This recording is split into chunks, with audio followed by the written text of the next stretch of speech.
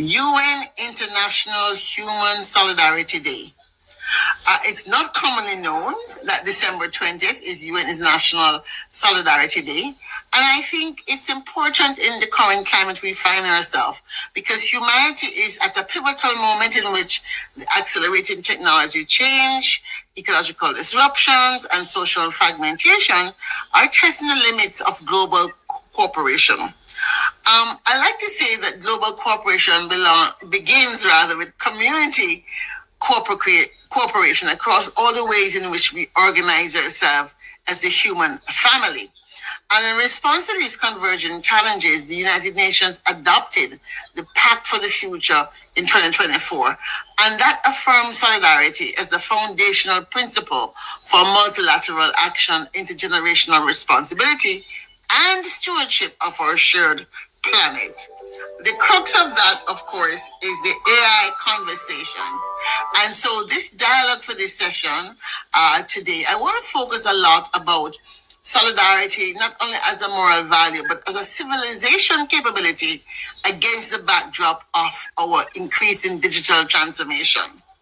And so rather than treating it as a technical or economic problem, I want to talk to people who work in the space, work in the space of AI, work in the space of futures about what does it mean to have a life-centered governance, rights of nature, and a renewed social contract, solidarity, if you will, of practice in the future. How can we imagine living futures where solidarity guides how power is exercised? To join in this conversation is Dr. Osaretin Agbonavbare. He's a Nigerian human-computer interaction expert. Moreover, he has been lauded as a Forbes 30 under 30 and was very active in the UN Science Summit in 2024. He's convener of the Alternative Learning Summit, which is a global platform that brings together policymakers, technologists, educators, and entrepreneurs to explore the future of learning, innovation, and workforce development. And now, given we're talking about the global workplace, global citizenship, this is very critical for this concept of international solidarity. So greetings, Dr. Osaretin, and welcome. Thank you so much, Dr. Clara, for the invitation. I'm glad to be on today's studio. I'm looking forward to an interesting conversation with you. But it's going to be a very quick and dirty conversation interview. We want to ask about 5 questions. And I want to begin with, what does solidarity mean in a future where AI increasingly shapes decisions that affect human lives and the living world? So we're talking a lot about education and entrepreneur and learning. So what does solidarity mean in that future? Yeah, in an AI-shaped future, solidarity means intentionality and embedded care, dignity, and shared responsibility into the system that guide our decision. AI is not just neutral. It's not just neutral. It reflects the value of those who design and also deploy it. So solidarity ensures that intelligence serves humanity, right, and just replace it. But before that, I want to educate our audience on what is AI. To show no, we don't need to go into that because this audience is pretty sophisticated. They know and understand what AI is. So it's a pretty sophisticated audience. And we don't want to focus on what you said when you said embedded care, right? I want to focus there. So embedded care, because AI, you can talk about it in this answer. How does solidarity then, with your notion of embedded care, how does solidarity guide the development and use of AI so that it strengthens, right, our kinship as humans? It means AI must not just override moral responsibility, but create an efficiency where the highest value of humanity is being attained, the well-being of people is being taken into consideration. And solidarity also reminds us that progress is not just measured by the speed, the scale, because right now AI is moving at a very great speed and scale. But how people who are being vulnerable to some of these AI tools is being protected, how humanity is being upheld, how people could actually have a good interaction with AI without having reason to fear, reason to have have a pushback to it, because we've seen a lot of persons who have a lot of concern towards it.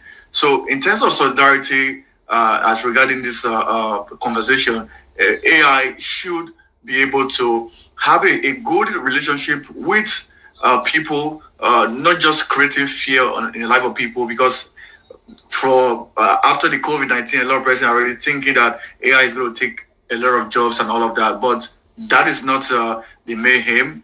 AI is here to protect humanity, make humanity dignity to be upheld, and all of that. Well, I would say many people would definitely disagree that included I myself, even though I would say as a futurist and engineer, I guess I've been using it AI, but I'm not so sure that we have done the different, let's say, due diligence. And so to again back to your notion of embedded care, um, you talked about loss of jobs, and we know for a fact that AI will cause people to lose jobs. We see this in supermarkets and pharmacies. Just the basic use of humans to do these jobs has been reduced. So how does solidarity then ensure that AI-driven systems, such as cash registers in supermarkets and other AI-driven systems, voting systems, and other systems, represent those that don't have voice or power? Yeah, AI, first of all, you have to recognize the ecosystem as a living system, because AI is not just being created, it's to support humanity, it's to make life become better. So it is something that is that should be able to recognize the ecosystem as a living space where people also want to live, not to create a lot of fear, like I talked about. And when being guided by solidarity, AI can actually monitor a lot of things like predict ecosystem risk, help to support some practices that people have been having a lot of concern, have been doing a lot of research.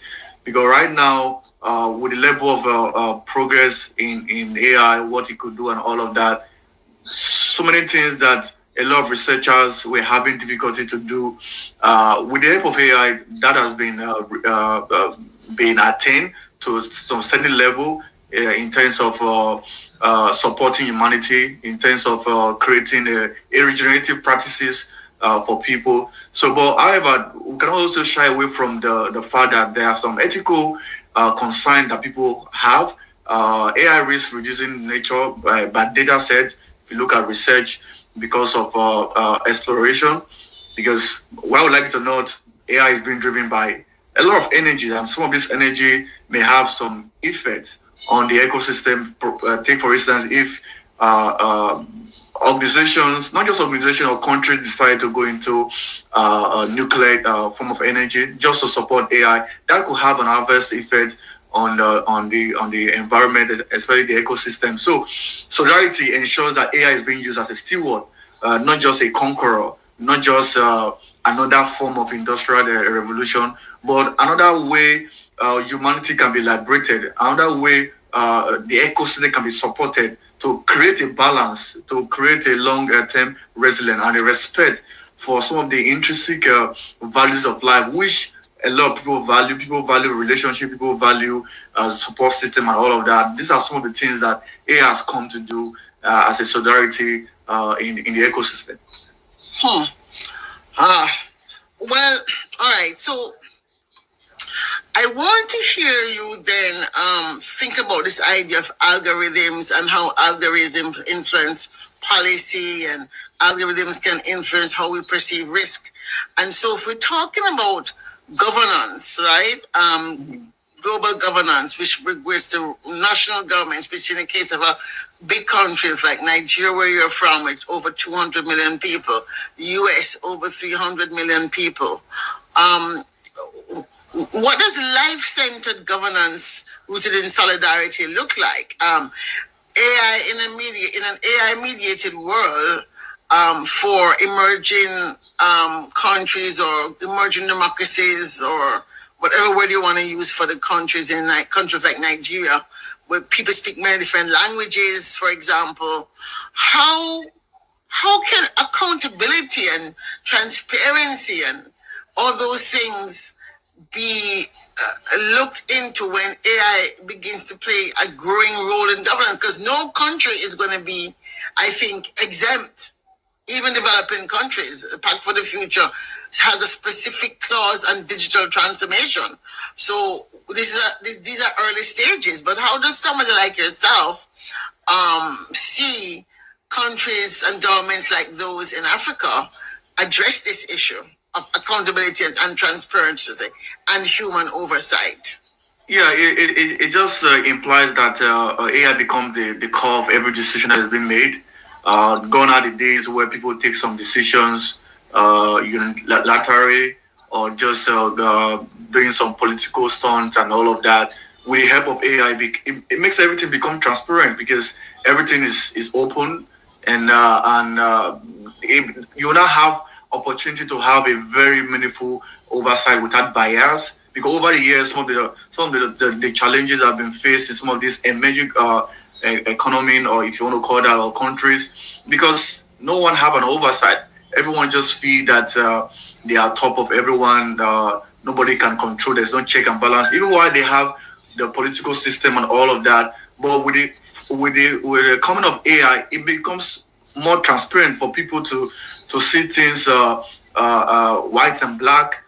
Because right now with AI, how you go to work around it, because all these are all data set that you don't have control over. These are real time data, so it therefore means that bringing AI into some of these emerging countries, they have no reason to form as the core of their own decision in terms of even election, in terms of policies and all of that. They will have to use AI because it is more transparent, it's more effective, it's going to bring more. No, but do they have to? Because the whole fact is that how are you going to make sure that there's accountability? Because you can design an AI policy in such a way that it actually hides information. Yeah, how you could actually create that accountability is, I think there has to be an action plan. I think I'm very glad that the US have taken the right step as a forerunner of creating an action plan for the world and also for other countries to also follow through. So when those action plans being broken down into different parts, where we should form part of the policies where people who could go against some of these things will be held accountable.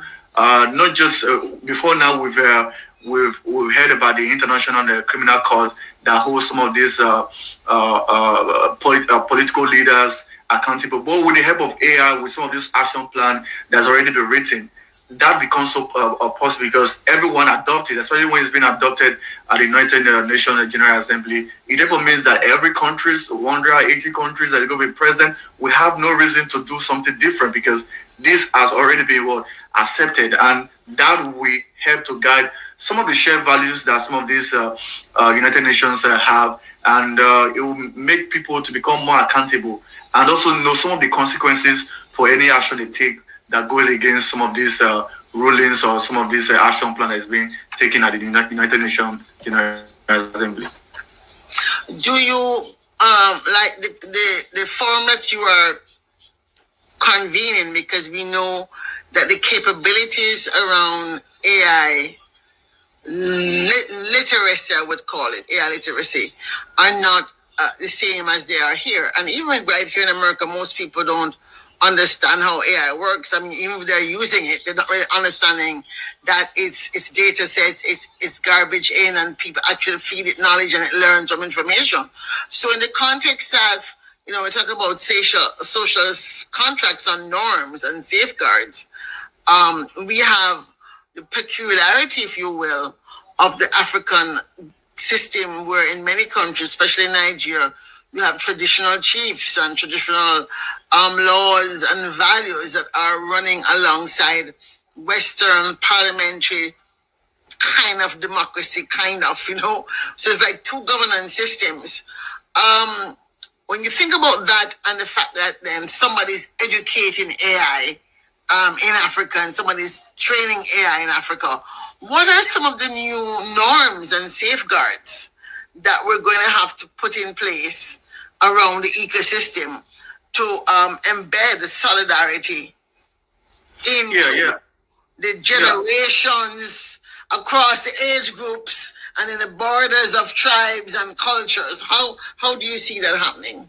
Yeah, I think there have to be a renewed global contract that treats AI as a public interest technology, not just a main tool by the capitalist economy to maximize profits. That thought had to be taken away. Is a public interest, and I'm also glad that the development of AI started as an open source. What that means is it's not just being closed. It's not just being monopolized by a few tech companies. People could actually develop on it. People could actually bring some of their indigenous data set and work something out. So when that continues, when this public open source data are being made available, it makes it more public interest technology oriented, not just something that is being used by the tech companies to drive profit and all of that. And it also helped to include a cross-border cooperation, because for we to talk about the social contract, there have to be an adherence to some of the ethical standards that is being laid by some of this action plan, the right-based AI governance. There have to be a lot of emphasis on AI governance, education, like we talked about. There should have to be a lot of awareness talking about the impact, some of the importance, the opportunities that it could actually provide, how it can empower people to understand and also shape the future. Because why would like to know AI has come to stay. There's nothing anybody can do about it. So what we need is to have solidarity across all generations, not just the millennials, not just the Gen Z, across all the generations. Those who are in their 70s, those who are in their 60s, their 40s, their 30s, and all of that. Everyone has to come together and support the public interest technology as a social contract, because AI will help to save life. It will help in our justice system. It will help to make the planet flourish. It's going to bring a lot of development, not just job that it's going to take. It's going to create more jobs. So when solidarity guides our technology choices, the future becomes not just smart, but more opportunity for people to embrace. Because right now you can actually do a lot of things at ease, which before now you needed more expert, you needed more time and everything. So it's not just going to make the work smart, but it's going to make us to be more closer to humanity, to more closer to our own environment, which will going to make everyone have a better way of living. Compare. There was a time during the industrial era, people were scared that industries and all of that, manufacturing, but we've gone past that level. So we are in the level of technology. So we need all generations to join us in solidarity to make sure that this technology is not just placed in the hands of the capitalists, but for the purpose of the public interest, so that everyone at the end of the day can grow at this pace and make the best out of it. Just to wrap up on our talks, I like to talk about zoetic futures as being living futures. I want to compare and contrast zoetic futures with the more commonly with techno or transhumanist future. We're talking about brain-computer interface and those kinds of things are now, becoming more seen, right? Mm-hmm. So when you think about that future and you think about this idea of living futures where people choose not to embrace, let's say, an AI implants in their brain, for example, how do you see AI supporting people who have that mindset? Because I'm worried that AI is feeding people to believe that the future has to look one way, right? But how might we ensure then that AI supports this living zoetic futures where life, like life of all sorts, human and non-human life, and planetary flourishing remains a guiding purpose? And that's I want to wrap up with that question. AI is still going to do a lot of things. Just if you want to talk about some of the exploration in the outer space, like in the mounds and all of that, being able to explore those planets will it be possible with the help of AI because there are a lot of informations that it will take years to gain that AI could actually help to bring that to our own notice, and that can prepare the current generation for the future, not just having a lot of fear of the future, fear of the unknown, okay, what was going to happen, because people feel that time is going to come, robot is going to start shooting at people, start killing people, and all of that. No, like we already start seeing robots within our own midst. Even if you have a Tesla vehicle, you could actually self-driving vehicle and all of that. These things are already closer to us. So, with the help of AI, it will give humanity opportunity to learn more about what will happen in the future. Which before now, it takes a lot of research. It takes a lot of professors. It takes a lot of people to go to do a lot of research to get to know what will happen in the future. But with the help of AI, you could actually see, you can even model what is going to happen. You don't need to be there. You don't need to be in the next generation. At this generation, with the help of AI, you can actually have a foresight of what things are going to happen and start working towards. So it's a win-win situation. It's something that's going to support us, especially those who are talking about the futuristic. It's going to help us to more closer to the future and even take the future to the future. Thank you so much. We're going to leave it here because this is certainly an opening of a conversation that we're going to continue. Friends, we see this conversation on AI and its impact on human solidarity as an opening statement in the work we at the Futures Forum hope to be engaged in next year as we build out our roundtable and Futures Forum dialogue, a brain trust around AI. And we just want to thank Dr. Osaretin Agbonavbare for being a part of this series we're doing for this very special day. And we hope to hear more from him as we flesh out what is it that we believe countries that are emerging powers need to be thinking about and what do their citizens need to be thinking about to help make decisions for our shared future. So thank you for joining us for this World or United Nations, rather International Solidarity Day. Thank you so much, Dr. Osaretin. Thank you so much for having me. I really appreciate it. And I believe our audience have learned so much from this, and we hope to meet again and have more conversation on this.